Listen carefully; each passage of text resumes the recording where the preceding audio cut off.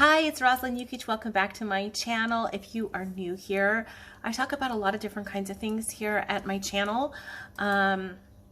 Everything from homeschooling and motherhood to keto. And I also do some Bible journaling videos. So I just sort of run the gamut. And I've seen a few YouTubers, and I'll link them below, but I've seen a few YouTubers actually talking about their homeschool schedule versus routine. And I thought I would chime in on this because, you know, it is, this is something that I have struggled with a lot as a homeschool mom. I have been homeschooling now that we are on our third year of homeschooling. And I have to say that this has been an area where I have really struggled a lot because I've done both, and I've done both successfully at different times. And right now we have sort of settled into one of those that seems to be working for us. And it really is sort of like almost a I don't know how to describe it. It sort of starts as one and ends in another, and it sort of goes back and forth. So let's go ahead and get into this. So first of all, I am the type of person, I need a schedule. As a matter of fact, I love schedules.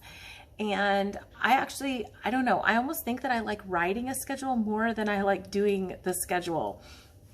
So I get up really early because not only do I homeschool, but I also work from home.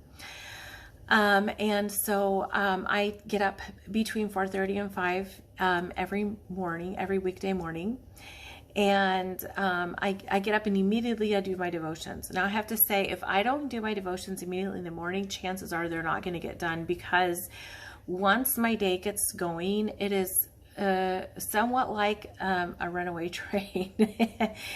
And because we are a bilingual home, you know, doing devotions in the afternoon or in the evenings really doesn't work for me, because my brain is just shot by the end of the day. Because more than likely, I've been going back and forth between two languages all day long. So, so yeah, my brain is taxed. It's done. It's, you know, once the day is over, that's it. No more thinking for the rest of the day. And so I usually do my devotions first thing in the morning, and then I try to get in 1 hour of work before the kids get up. Now, I do have them on a specific wake up time, and it is fairly early, and that is for a reason. One of those reasons is because my youngest is usually up by that time anyway. They get up at 7. He's usually already awake, and if he's not already awake, he will be waking very soon.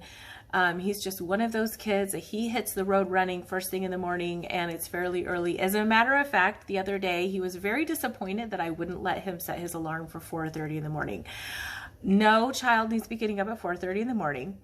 And I don't need to be seeing another human at 4:30 in the morning. I need that at least hour to 2 hours of just being by myself to slowly wake up myself before I actually see other humans. So my oldest, he is, you know, he's in that sort of entering puberty stage. And so he's wanting to sleep later. He could literally just lay in bed all day, which is not going to happen. So I find though that, and I've done both, where I've let them sleep until they wake. And then I've done getting them up early in the morning. As a matter of fact, last year, mostly for my survival, I let them just sleep until they woke up, and then we got on to school. And it was very fluid when school started. And it worked well at that stage. But after that stage sort of passed, after it was, you know, I was in you know, a crash with my chronic illness. And once I sort of pulled out of that, I realized, you know, this isn't going to work long term for us. It wasn't the most effective schooling. I feel like when I get my kids up out of bed and, you know, and I give them a chance to you know, to wake up and things, I'm not too militant about it. But I find that school does better. My children do function better on a schedule. And my youngest especially, he really enjoys that schedule. He wants to have that schedule. And he's almost confused without the schedule. Like when there's no schedule, he's just like, he doesn't know what to do with himself. So this is kind of how our day goes. So I get up, I get them up at 7. They get themselves dressed and everything and make their way to the table and have breakfast. And we do a read aloud during breakfast. I don't eat breakfast. I don't enjoy eating breakfast. So that's my opportunity to be able to do a read aloud with them. And it's usually something fun, something not too intense. So right now we're reading Farmer Boy by Laura Ingalls Wilder. And then after that, then, they go brush their teeth, put their dishes in the sink, come back to the table, and we read a short passage out of the Bible. Now, this is not our Bible subject. This is just reading the Bible. And I don't read, I let them read. So they go back and forth. Either we do 2 verses at a time or we do a section and, equal sections. And I feel this gives them an opportunity to, first of all, read the Bible aloud to themselves, but also get more practice reading aloud. And then I usually help them do a Bible journaling. So we talk about, what did we read? What does it mean to me? Learning to take the Word of God and apply it to our personal lives. And so what does that mean to them? And then they write that down in their notebook. After that, we go into Bible class, and one time a week that usually includes also some Bible reading out loud. But most days it's, some sort of an activity or a Bible story that they watch or a discussion that we have. And that sort of brings us into school. Now, I stick pretty close to my schedule until we get to school. And this is where things sort of kind of morph and change a little bit. I do have an outline of what we do at certain times. And so you can see it is on a, from 7:30, to 8:30, 9:15 to 10, and all of that. This for me though is more of a template. This is what, I want to stick somewhat close to that, but I'm not going to live by that. I do have reminders on my phone. And the reason why I do that is because I found myself doing this. My kids would do their math lesson. They would get done early. That's one that they typically get done early with. And it was like, oh, we still have 10 more minutes. Why don't you go ahead and get started on your next lesson? And I realized this is stupid because school, would go long because, I would put things in 45-minute templates or 45-minute time slots, because that is for here where we live, a typical school subject hour. And I realized they don't need to do that. There's no reason to do that, unless if they really, really, really want to do another lesson, like say in math or whatever. But then we have 20% day, and that's a video I'll link below that you can watch, where they can actually spend more time doing a subject that they really enjoy. And so they have all of Friday that they can do that if they want to. So I realized, school doesn't have to run long. It doesn't have to run to the end of the school day that I have set. It can get done early. If they get done with their schoolwork early, if they're getting done with their schoolwork early and it is accurate, that means that they've been really paying attention and they worked hard, and they need to be rewarded for that. So, I don't stick to the time slots. If they get done early, that also gives us a little bit of wiggle room. If another subject runs a little later, then it can run later. And so typically we are now done with school between 1:30 and 2. And we do every day, we do Bible, we do math, we do English and spelling, or some sort of language arts. So that can include maybe like a writing assignment that day. Or I include the foreign language that's on Friday, which it's not really a foreign language. It's our other home language actually, which is Croatian. And so those we do every day. We do science every day, and that's another story in and of itself. I'll tell that story later, why we are actually doing science every day. And then we do history 2 days a week, and then the alternating 2 days, which would be Tuesday and Thursday, that is our time to be able to review sort of what we've learned from both science and history, so that we sort of keep that going fresh in our minds, or doing an activity from, say, our history lesson if we didn't get that activity in. And then we do reading every day, and we do music every day. So there's a lot to put in there. I also include chores in that. And so there, like I said, there's a lot to pack in there, but we usually get it done between 1 and 2 in the afternoon. After that, we do lunch, and then and our lunch is later in the day. It's again part of the culture that we live in. Lunch is usually between 2 and 3.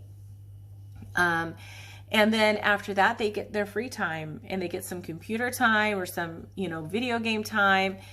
And then usually, I work, and that's my opportunity to finish working for my clients. And after that, at 6 o'clock, literally on my schedule, it says, shut the computer. And so I shut the laptop, and it's our family time, and we get to do fun things like, if it's nice, we go outside and we spend time, with our neighbors, or we do read alouds, or we play games, or we do the fun bag. That's another video I'll link down below, our fun bag. And so there are a lot of different things that we get to do as family time. That's our time to just really bond together as a family before the kids go to bed. And so that is our schedule. There are some things that are hard and fast. When I get up, when I start my work, when, we finish lunch, when the kids have their free time, when they have their video game time. That is very much a video game time, especially, is a time slot that I tend to really stick to, because I try to very much limit the amount of screen time my boys have. My work time is also pretty much hard and fast, because I need to make sure that I get in a certain number of hours every day. Bedtime is also hard and fast. It's always been hard and fast for us. That to me is, I don't fudge very much on that. And so there are some of those things that are very much scheduled, but then school is more of a sort of schedule routine. So it's sort of like, we try to do certain things at certain times, but if you get done early, that's cool. If it runs a little over, that's cool. If it runs really over, that probably means that some things won't get done today, and that's okay. We're good with that. And so, so that's a little bit more flexible. I put a lot of flexibility really in there. And then of course we have our Fridays and our 20, that's our, like I said, 20% day. You can look at that where it's a lot more fluid. So Fridays, they get up a little later, so we get a more easier start to our day. And things are just a little bit more relaxed than even usual on Fridays. And then, of course, the 20%, that's their opportunity to be able to work on a passion project. And so you want to check out that video, because that's a lot of fun. So, that's how we do our schedule.